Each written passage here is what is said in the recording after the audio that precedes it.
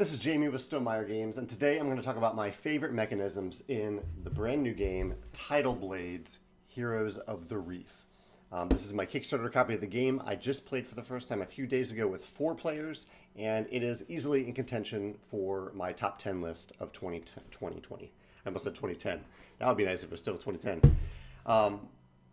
I love this game. It basically takes all of the mechanisms that I love about a number of games and puts them all into one game in a really, really beautiful package.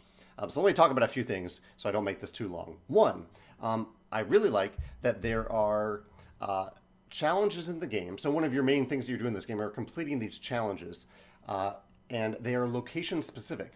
This ties back to one of my favorite games, Yado, where if you need to complete a mission that has to do with the church, you have to actually place a worker on the church at the time that you complete the mission.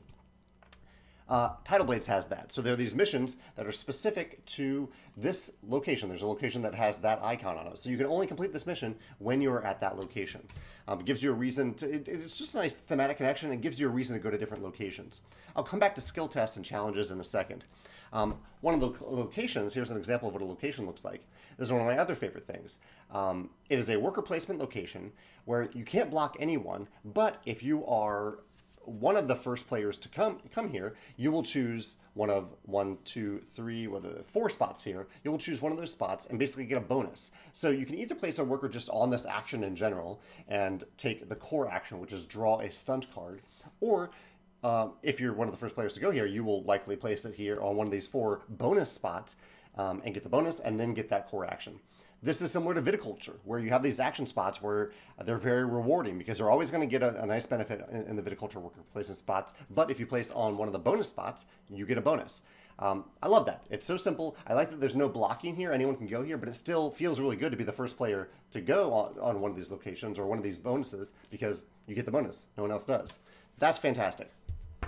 The dice in this game are beautiful. I love these dice. There's so many dice in the game, and they basically form a little tech tree path. So you start out with these basic white dice. I didn't pull them out. These basic white dice.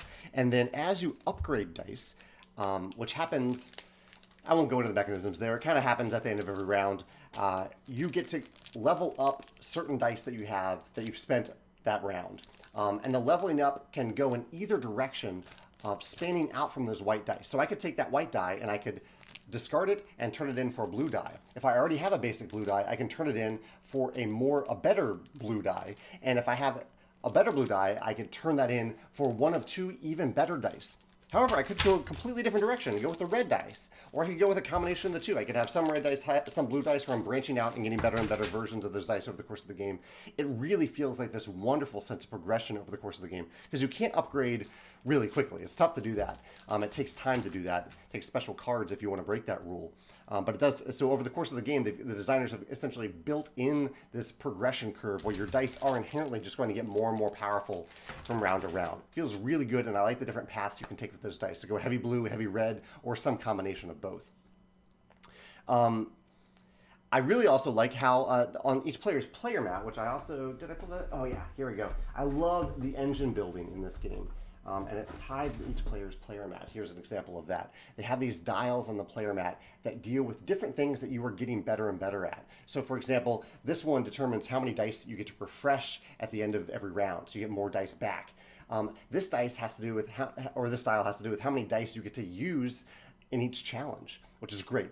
This die over here lets you draw special cards that are unique to your character, which is also really cool that each character has their own unique asymmetric set of cards, and this dial is what determines when you draw them and how many you draw and how many you choose when you do that. You always choose one, but you have to draw more and choose one.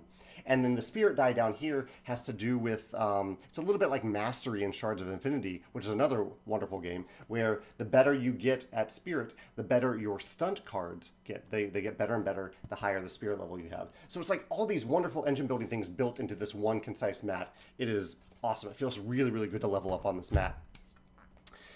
I want to get to the challenges in a second. Let me see if there's anything else. Oh, yes. Yeah, let me talk about the challenges now, because the challenges have a really, really great skill test system. Basically, I mentioned that you have to go to a certain location. I love that about it. When I go to this location, I get to roll a certain number of dice. I can, based on this dial and how many extra food I want to spend, And I am trying to accomplish the challenge. I'm trying to get this skill, one of those skill on the dice that I roll. However, if I get two of them instead, if I get this extra one, I get, that's great. And the only reason it's great, there's no like ultimate achievement for this card. The only thing is, for every icon that I roll of this type, I get to level up my dial. This is how I level up. So even on a challenge that's way more difficult, even if I don't accomplish it, I might get some upgrades from simply trying that challenge because I'm learning from it. I'm upgrading my skills simply by trying it.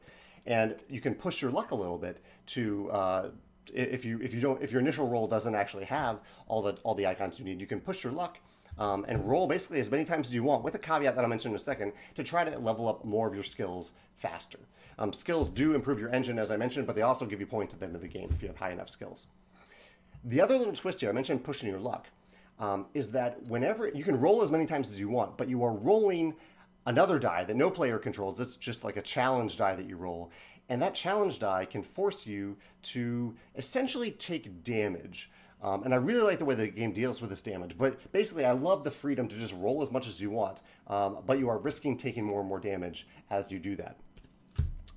The way the damage system works, though, is also really cool because it doesn't feel good to take damage. It does feel good to push your luck. It doesn't feel good to take damage. But when you take damage in this game, you're essentially taking these shell tokens, one of the core resources in the game, and putting them on one of your cards, your shell shield. And as you accumulate shells on your shell shield, you can spend those shells at certain tiers. You can spend 4 shells or six shells to get a special bonus. So even though taking damage normally doesn't feel good in the game, and you don't want to take damage if you can help it in this game, but if you do, and you have the shells for it, you are actually gaining a special ability that you wouldn't otherwise have. This skill test, this is one of the best skill test mechanisms in any game that I've played. I have a video about skill tests, and this one would easily go on there. I probably need to revisit that list and mention Tidal Blades on that list, because it is absolutely fantastic. All these combinations factor into a really, really satisfying skill test challenge system. Yeah, those are my favorite mechanisms. I know that's a long list because I really, really like this game. Those are my favorite mechanisms in Tidal Blades. I'd love to hear your thoughts in the comments if you've played it, or if any of these mechanisms remind you of another game with a skill test, or I mentioned Yedo as an example, the leveling up here. If you think any other games that do these things, I'd love to hear your thoughts in the comments below. Thanks.